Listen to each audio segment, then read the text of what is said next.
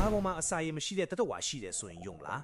တဘာဝတရားကြီးကမှားယွင်းပြီးဒီတတဝါကိုဖန်တီးခဲ့တာလားလို့တော့ထင်ရပါတယ်ဒီတရဝါကဘဲနုတိရှိတယ်ဖြန့်လို့အမွဲရှိတယ်ဒါပေမဲ့သူကဥဥတဲ့နိုးတိုက်တတဝါဖြစ်နေပြန်ရောဟုတ်ပါတယ်ဒါကတော့ကမ္ဘာအထူးဆန်းဆုံးတတဝါဘဲတူဖြန့်တူပဲချစ်ပါတယ်သူတို့မှာအစာရေမရှိတာကစင်ကိတ်ဖြစ်ပြောင်းလဲတဲ့ဖြစ်စဉ်တွေကြောင့်ပါသူတို့စားတဲ့ခယူးမြက်ပစုံအခွန်တွေမှာပါတဲ့ကယ်လ်ဆီယမ်ကာဘိုနိတ်ကအစာရင်အက်ဆစ်ကိုဓာတ်ပြေစေတတ်ပါတယ်ဒါကြောင့်အစာရင်ကသူတို့အထက်အပူအလုံးတစ်ခုဖြစ်နေလို့အစာရင်မပါဘဲဦးလိုင်းချောင်းကနေတိုက်ရိုက်ချေဖြတ်တဲ့စနစ်ကိုပြောင်းလဲသွားခဲ့တာပါနောက်ပြီးသူတို့ရဲ့နှုတ်သီးကရိုးရိုးနှုတ်သီးတွေမဟုတ်ပါဘူး electroreceptors လို့ခေါ်တဲ့အာယုံခံဆဲပေါင်း4000ကျော်ပါဝင်ပါတယ်ဒါကြောင့်ရေအောက်မှာတခြားတတဝါတွေရဲ့ကြွက်သားလှုပ်ရှားမှုကနေထွက်လာတဲ့အလွန်သေးငယ်တဲ့လျှက်စစ်လိုင်းတွေကိုတောင်ဖမ်းယူနိုင်တာပါဒါဟာတဘာဝါကပေးတဲ့ high tech ရေဒါစနစ်ပါပဲ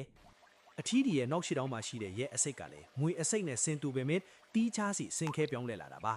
ဒီအစိတ်ကလူကိုမသေးစေနိုင်ပေမဲ့နာချင်မှုပါလာနဲ့ချီကြတတ်ပြီးတာမန်အကြိုက်ခဲပြောက်စေးရီနဲ့တော့မတတ်တာနိုင်ပါဘူးဒါဟာသူတို့ရဲ့နေမြေကိုကာကွယ်ဖို့အတွက်အစွမ်းထက်တဲ့လက်နက်ပါပဲဒီလောက်ထူးဆန်းတဲ့တတဝါကြီးကဒိုင်နိုဆာနီခေတ်ကနေအခုထိရှင်သန်နေကြတာပါမင်းရောသူတို့ကိုအပြစ်မမြင်ဘူးလားကောမန်မှာပြောတော့အောင်နော် Animal Facts မြန်မာကို follow လုပ်တော့ဘူးလည်းမမေ့နေဘူးနော်